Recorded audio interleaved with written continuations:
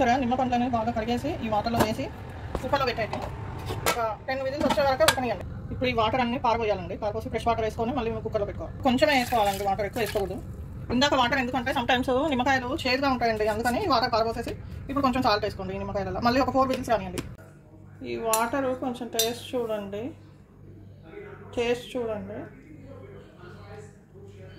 చేదుగా ఏం లేవండి, బాగానే ఉన్నాయి, పుల్లగానే. ఇప్పుడు ఈ నిమ్మకాయని ఇలా ఓపెన్ చేయండి.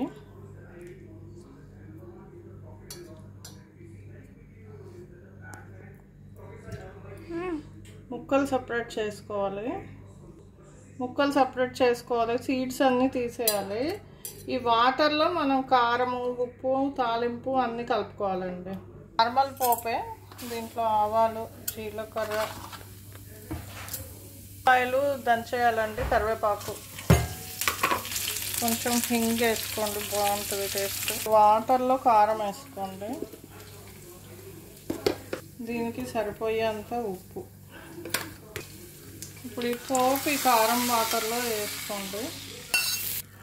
కొంచెం చల్లారిన తర్వాత నిమ్మకాయ పీసెస్ అన్నీ ఇందులో వేసుకోండి. అంతే అండి, ఉడికించిన నిమ్మకాయ పచ్చడి రెడీ. ఈ పీసెస్లో వేసుకోండి ఈ వాటరు.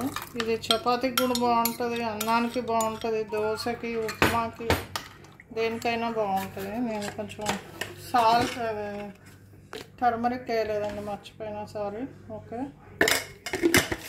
ఇప్పుడు జీలకర్ర మెంతుల పొడి, కొంచెం జీలకర్ర మెంతుల పొడి అండి, చాలా బాగుంటుంది టేస్ట్. ఉడికించిన నిమ్మకాయ పచ్చడి రెడీ. రేపు చాలా బాగుంటుందండి టేస్ట్.